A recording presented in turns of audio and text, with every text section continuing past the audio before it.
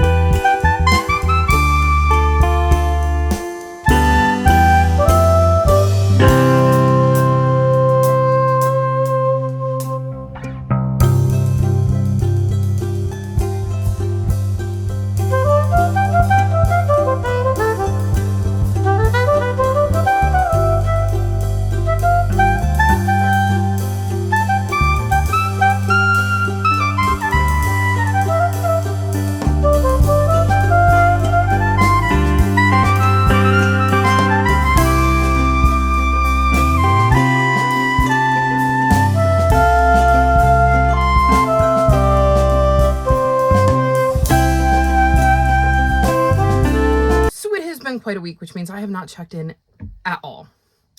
I don't know if you can see, but I have a new chair. Basically, I think it was Sunday night, I leaned back in my chair and heard something go snap. So my chair that I've had for like a decade and a half finally gave up the ghost. It was in very, very rough shape, so I'm honestly surprised it lasted as long as it did. But that meant I didn't have a chair, so it was really, really hard to film because I didn't want to be sitting at my desk because I was using a cat litter container. Luckily, I managed to get some help in the Sufferathon Discord with Eli helping me find this. I hope Eli is how it's said.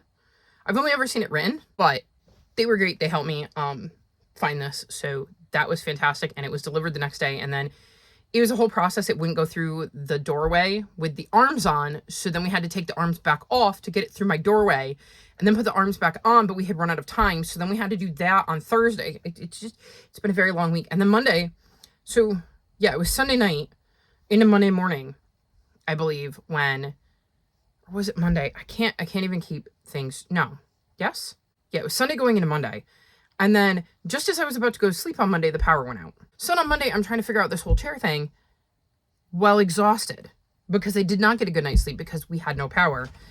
And I sleep with ambiance on and a fan, and I didn't have the noise, and it was just, it's been a whole very, very long week. So that's why my announcement for what the book club winner was is late. Timing-wise, though, it worked out really, really well because I got my first rainbow crate today. And I got to film an unboxing video for that. I've never filmed an unboxing video, so hopefully I did a decent job. But I have a pile of books next to me. So let's dive in. I've DNF'd 2 books this week. The first is The Revenge of Magic. We're following a kid named Fort. And he's on vacation with his dad when a giant creature bursts through the earth, attacking the city. And it results in his father being lost. Fort does not handle this death well at all. And a man named Dr. Ops invites Fort to a government-run school to learn magic because 13 years ago, he was involved in books of magic being discovered alongside the Bones of Dragons. And I got to page 176 and I was just so bored. I did not like Fort.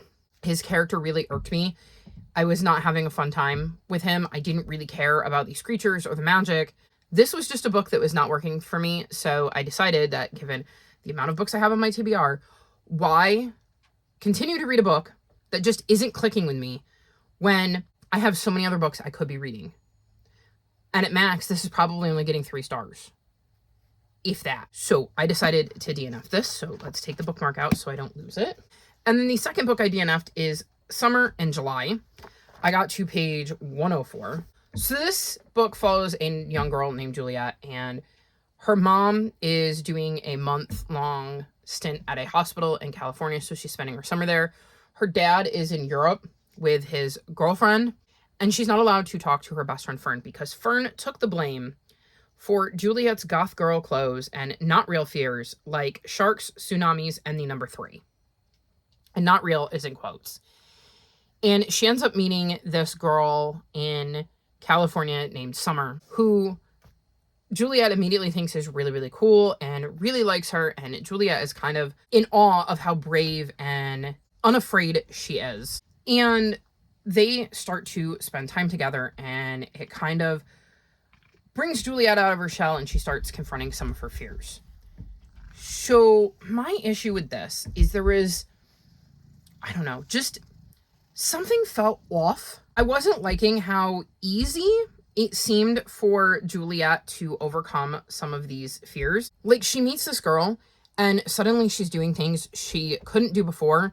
And the way it is written, it makes it sound like all she needed to do was meet one person who was fearless and she'd suddenly be fine. And I think that was the vibe I was getting. And Juliet is scared of a lot of things. And it just seemed way too easy for the amount of fear she seems to be broadcasting in her head for her to just overcome that in a day or two by doing these things that scared her. It felt off to me. And I was looking at reviews, and there were a lot of really glowing reviews. And then there was one that talked about some of the things that they picked up on, and it was a lot of ableist language. And I'm wondering if I subconsciously noticed that, because I was only listening to audiobooks, so it's possible I missed some stuff. But there was just a whole slew of things. Like, this person went through and made notes of all these different things that were said in this book. And the more I read them, the more I went, oh, okay, yeah. I will try to remember to link their review in the description below, because I thought there was a lot of really good things in it. And there was a line in the beginning that I had noticed that the moment it was said, I was like, oh, I don't like that. I think it was something about crime-ridden LA or something to that effect, and I squirmed there. And I think there was also a scene with a homeless person where I didn't like the tone. So I don't think this book was for me. And so I'm going to DNF it and move on because, again, I have tons of other books on my TBR that I could be reading. So that being said, let's get into the books I did finish. First up, I finished Epic Adventures, Explore the World in 12 Amazing Train Journeys, and I gave this 4 stars. So thanks to one of our lovely receptionists from Sufferathon, we had to read a book with transportation on the cover and the title, and this obviously has a train. This looks at a bunch of different trains and gives you all sorts of facts, and I think it's interesting, but I can also see how some people might not like it because it is literally just little written facts that you kind of have to go around the pages and find them. But I thought it was intriguing to look at all these different trains and how they were built, different things you could see about them, different things that were known about them, whether they're still in use, how far they traveled, how fast they traveled, and stuff like that. So I had a good time with this one, and I definitely would like to read Epic, I think it's Epic Cities, which is the sequel. And this is written by one of the people who wrote the Adventures on Train series. So it was really, really cool to get to learn some more about some different trains, and I will definitely be passing this on to one of the little ones so that they can learn some stuff about trains as well. Then I read Tell Me How It Ends, and I gave this 3 stars. This follows Iris, who is a tarot reader, and she works for her mom at the family business and has been given an ultimatum that she needs to make a certain amount of money. And then Marin shows up.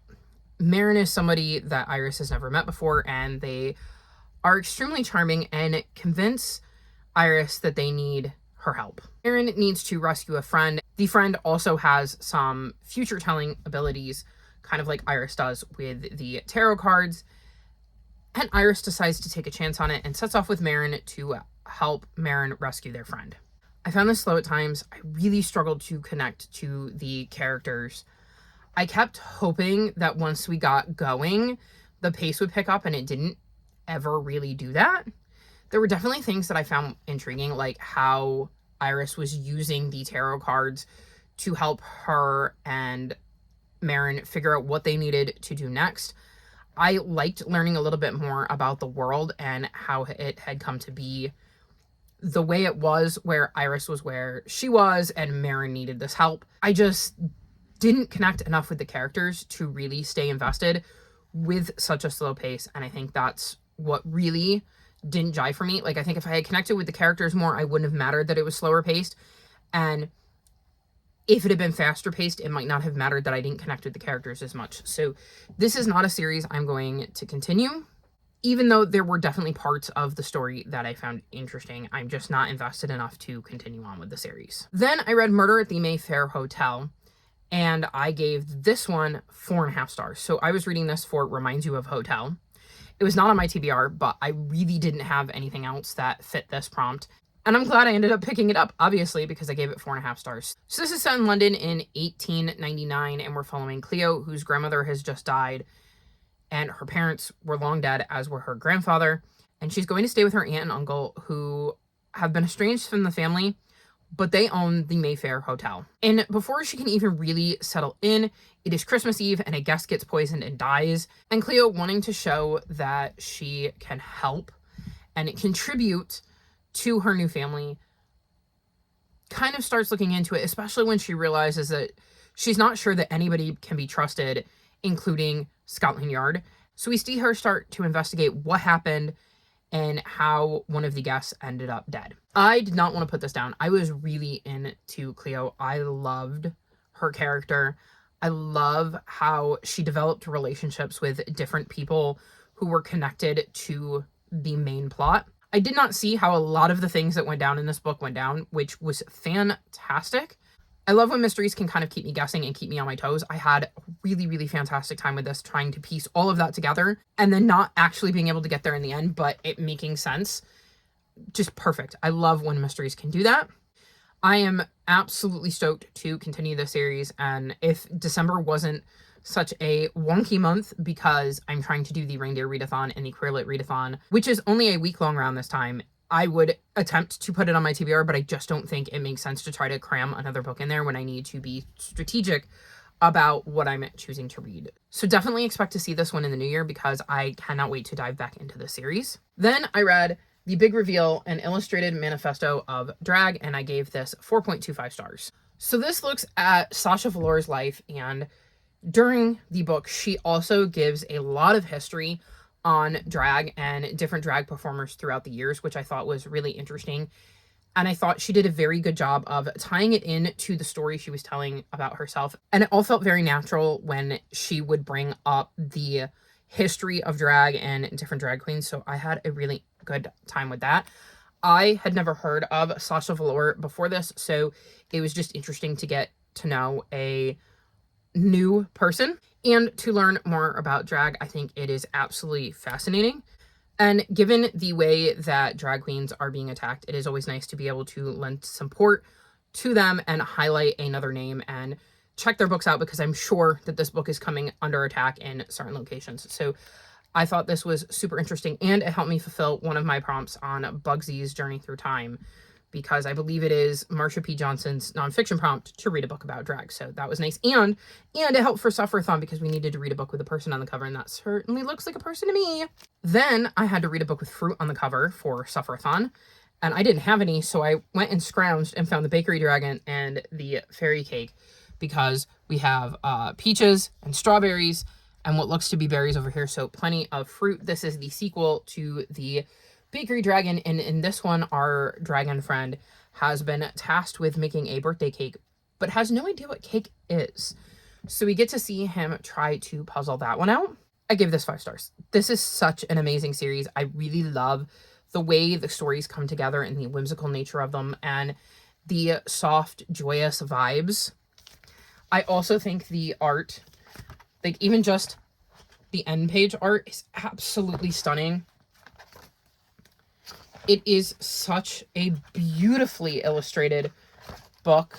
I adore this series. I will 100% read anything else that is written about this young dragon and their love of baking. So not upset at all that I managed to squeeze this onto my TBR, even though it was on there. But it was also a picture book, so it wasn't like it was a super hard read either. So glad that the timing worked out really well on this one, because I probably wouldn't have picked it up until next year if it hadn't been for Sufferathon and me needing a prompt with fruit on the cover. Then I read This Princess Kills Monsters, and I gave this 4.25 stars. So this book follows Princess Melilot, who is really tired of being ordered around by her stepmother and sent on all these dangerous quests, and really reaches her breaking point when her stepmother tells her, you are going to this kingdom and you are going to go marry the king. On her way there, she is attacked by wolf spiders and is rescued by 12 very similar looking huntsmen. And it says, soon she has to contend with near constant attempts on her life, a talking lion that says bewildering gender tests, and a king who can't recognize his true love when she puts on a pair of trousers. I thought the way that was worded was funny and wanted to share it with you. The other issue she's having is that she soon realizes she's attracted to one of the huntsmen, along with her groom-to-be's sister, which definitely complicates things. There were moments that this book had me chuckling out loud. I thought it was really funny. I really liked Melilot as a character. I thought she was a wonderful main character, and it was really fun to see how she dealt with everything. I loved finding all of the little hidden fairy tale Easter eggs, because this is a fairy tale retelling, and there are definitely odes to tons of fairy tales in here. So it was really fun seeing each and every one of them pop up and going, oh, so that's based on this, and oh, that's based on that. So I had a fun time with that as well. There is a lot of queer rep in here, and I love reading books with tons of queer rep. This was just a fun, easy read, which was nice given the week that I was having, to have something that didn't require a lot of brain power, especially when you realize what else I've read. We'll get to that, but this was just nice to have as something easy and fun and silly to kind of break everything up, even though there was definitely more to it. It wasn't just all silly vibes, you know, with the attempts on Melilot's life. So definitely had fun with this one, and really, really glad I got it on my November TBR. Then I read Famous Last Words, and I gave this 3.75 stars. That's right, y'all. I read a thriller. So this book follows Cam. She has a 9-month-old daughter. She's excited to get to go back to work. She and her husband have plans to drop their daughter off at daycare together on that first day, but when she wakes up, he is not there. The only thing she can find is a cryptic note. She goes about her day wondering what's going on, and then news breaks. Her husband has been involved in a hostage situation, and her entire world has been upended because she does not understand what her husband is doing there and why. So I read another book by Gillian McAllister, and I definitely liked that one more than this one. This one didn't keep my attention as much. I definitely was not engrossed in this. And when I read a thriller, I want something fast-paced that is going to keep my attention the entire time, and this just wasn't it. I also felt like I predicted a lot of things that happened towards the end of the book. Like, I started to wrap it up in my head, and I was right about a lot of that. So that didn't help my rating either. I was hoping a thriller would be a nice palate cleanser. Well, it was and it wasn't, because, like, yes, it was very different to anything else I was reading, especially this week, but it also was missing some stuff that I would have liked. Like, it wasn't holding my attention, and it was really easy to put down. And I think if I hadn't been reading the physical book I was reading, which I'm going to get to next, I was just checking that it was indeed next, I think this would have been really easy to walk away from and maybe not pick back up, because I wasn't as invested as I should have been in figuring things out. So I'm actually now, as I'm talking this out, wondering if I rated it too high, because given a couple of days, I feel like I should probably drop my rating. So I'm thinking maybe like 3.25 actually, because I didn't care enough. Like, I was not invested in the story, and like I said, I figured too much out. So yeah, I think I'm going to drop this down to a 3.25 because it was just fine. Though, like I said, it was a palate cleanser because I wasn't reading anything like this, and I can't remember the last time I read a thriller. So if nothing else, it gave me a palate cleanser of not reading mainly fantasy, a historical fiction, or a nonfiction this month, because I think those are going to be the three big things I read. Then the book that I was reading that caused me to actually get through that, The Zorg, A Tale of Greed and Murder That Inspired the Abolition of Slavery, and I gave this 4 stars. I did not have the audiobook for this, so I had to read this physically with my eyeballs, and I found the pacing to be slow. Not uninteresting, just slow. And because I had to read it physically with my eyeballs and everything was going on, there were times where I was able to do stuff, but I needed an audiobook, so I listened to Famous Last Words. So this book follows the Zorg, which is a Dutch ship that ends up getting captured by the British, and we get to see how a chain of events leads to this crew throwing enslaved people off of the ship and allowing them to drown to save the healthier enslaved people and the crew. And when word of that gets out in Britain, how dominoes start to fall that lead to the beginning of the abolition of slavery. And I thought this was fascinating. It was definitely slower prior to them acquiring the Zorg, because we learn a lot about the main players that are going to be involved in the Zorg and its journey. And we see how they all ended up in the area where the Zorg was. And I think it picked up a little bit once we actually got on the ship. And that part felt a little bit faster paced. But then when we got to the aftermath, I think it slowed down a bit again.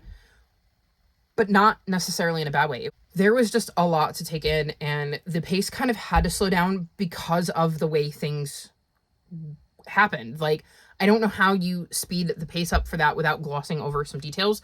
So I definitely don't think that the slow pace was a detriment.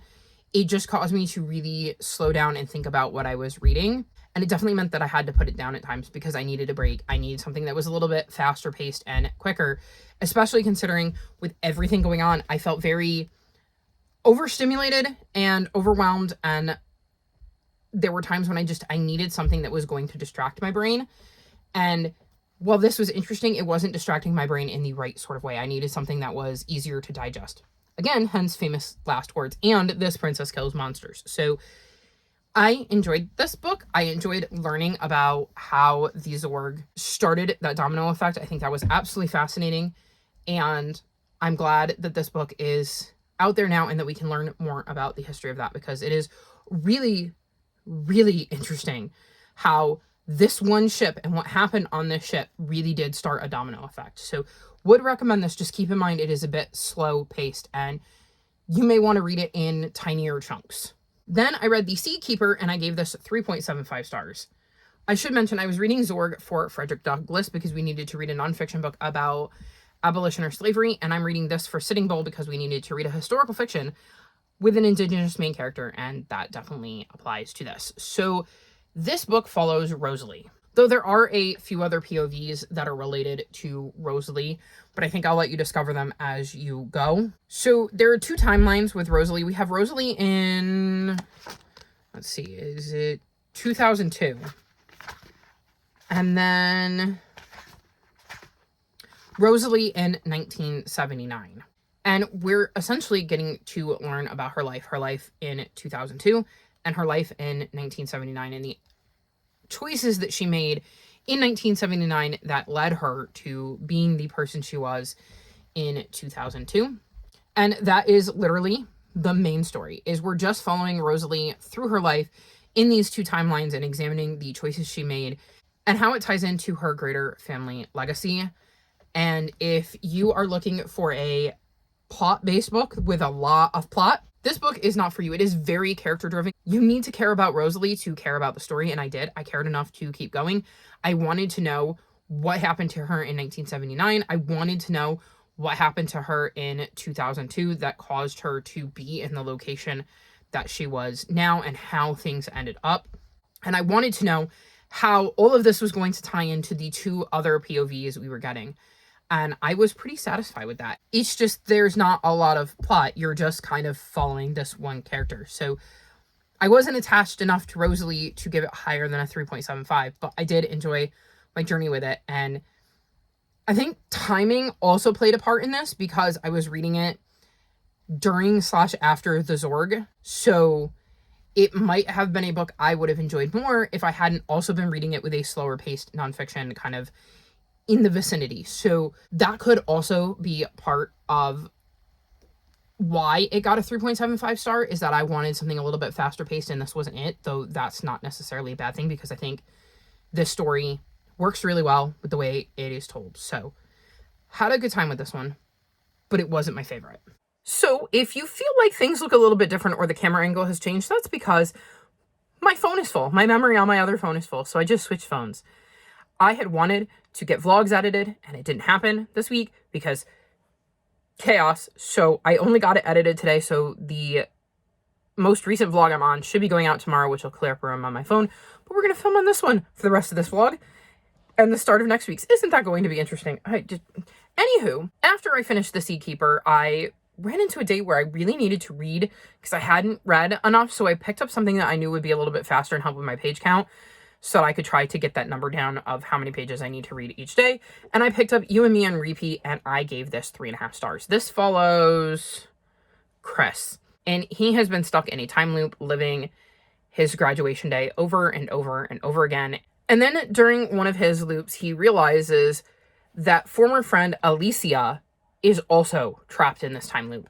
Chris thinks all he has to do to get out of the time loop is have the perfect first kiss with his close friend turned girlfriend, and Alicia knows that one simple kiss isn't going to get him out of this time loop. So despite the fact that Chris at one point ditched Alicia for the cool kids, they start looping side by side and sharing their time in the loop as they try to figure out how to get out of said loop. I really liked the concept of this book, the execution less so.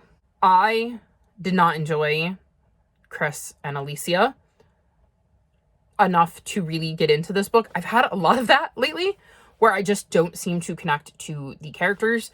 I wasn't as huge a fan of the art style in this book. Like, it didn't do too much for me. Although I will say I like the fact that the loops were colored. Like, that's loop 0. And then we go to, which is probably the most in-depth loop, actually. Then we go to loop 1, and you can see we've turned to orange.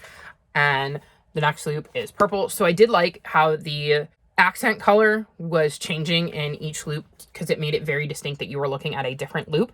I just couldn't connect with the story. I didn't really care if Alicia and Chris got out of their loops. I think the most interesting part for me was a side character that shows up probably like halfway or more through the book. And what was going on with them, I think that was the most interesting part. And the fact that that didn't show up until so far into the book, and we didn't really get to see how things played out for the side character, I think that also brought my rating down. So this was a fine graphic novel. It was a quick, easy read, which is what I needed, but not necessarily a book that was going to completely hook me. Then I finally finished Murder on Lot B, and I gave this 3.25 stars. This was not my favorite book. This follows Poppy, who is a PI. Her uncle used to run this business and she has taken over for him along with the help of her younger brother Jasper. They have been doing minor cases and they finally get an opportunity to do a full-fledged case when a stuntman dies, and his sister thinks it's under suspicious circumstances even though it has been ruled an accidental death, and she hires them to investigate, so they go look into things. I pretty much knew what happened from the start. Nothing really made me deviate from that throughout the book. This was another one where I wasn't particularly attached to the characters. The reason it didn't get just 3 stars and 2.5 is because of a side character that Poppy is interacting with and how that happens to play out in the end. Because at the very end of the book, like, the book ends with a development with the side character that I thought was really interesting. And if I had cared more about the characters, I might consider continuing just to find out what happens there. But alas, I don't. So I will not be continuing the series. It also took me something like 20 days to read, which is incredibly long for me, even with an ebook. So you can tell it didn't really click with me. And then the last book I finished is my reread of Green Wild, and I gave this 4.25 stars. So this follows Daisy, and her mom and her travel a lot for her mom's work, and there's this one trip that her mom says, no, you can't go on this, and she leaves Daisy at the school, and Daisy ends up being informed when her mom doesn't show up to pick her up that her mom is presumed dead. She can't believe it and ends up realizing something shady is going on, goes on the run, and finds a magical portal that brings her to the Green Wild. Daisy isn't quite sure what to make of the place, but soon realizes that this place might be the key to finding out what happened to her mother. I really enjoyed my reread of this one. It was fun to be back with Daisy and refresh myself on all of the characters and the details from the first book. I love the magic of this world and getting to learn about that through Daisy's eyes as somebody who doesn't know anything about this world. I liked seeing her start to piece together how she got there, what it means that she's there, and what might be going on with her mother. She also has a very cute cat friend named Napoleon, and I think he is a fun addition to the series. I like the little friend group she develops in Green Wild, and I was very, very excited to start my reread of Book 2, The City Beyond, because I've already started it. I'm only 18 pages in, but I have started it, so I will be continuing that this week, and then the third book is on my December TBR. So once I do my reread of Book 2, I will be set up to finally finish this trilogy, because I believe it is a trilogy, in December. And then I have one more book that I started, and that is In Deeper Waters. I'm reading this for Reminds You of a Cruise, because they're on a ship. I got to page 40, and we're following Prince Tal, who has magic, but he can't tell anybody because a lot of bad things have happened with magic. And because he's had to keep his magic secret, he hasn't really gone on any adventures or really gone anywhere. But he is finally old enough to go on his coming of age tour, and he gets to set off on an adventure, and it certainly finds him. When he goes on the ship, his brother captains, and they come across a mysterious abandoned vessel with somebody chained inside. They take this person aboard their ship, and Tal soon learns some more about Athlin, the prisoner, who he has been tasked to watch. Tal feels very responsible for Athlin, so when he escapes and jumps off the ship, presuming to be lost, Tal feels that deeply, until he ends up coming across Athlin a few days later on dry land, and Athlin is perfectly fine and healthy. But before he can really get to the bottom of how that happens, he's apparently going to be kidnapped by pirates and held in a ransom plot to reveal his rumored powers and instigate a war. I am already intrigued in this. It feels like it's going to be a fast read, which would be very, very nice after a lot of the slower reads I've had. So very excited to continue this one and see what happens with Tal and how Athlin is involved, because I'm going to assume that Athlin is somehow going to be involved in the rescue or kidnapping of Prince Tal. So that was my very, very long week. Sorry I couldn't check in this week. It's just, it was not something I had the spoons to do with all of the chaos roaming around. So here's hoping that next week will be a little bit more steady. And hopefully y'all will be getting some vlogs from me, because I really need to get this stuff off of my phone. But that is going to be all for this week's vlog. All of my social media is linked in the description below if you'd like to come chat with me. If you've made it this far in the video, leave me pirate themed emojis. Like this video and subscribe to my channel, and I'll talk to you next time. Bye!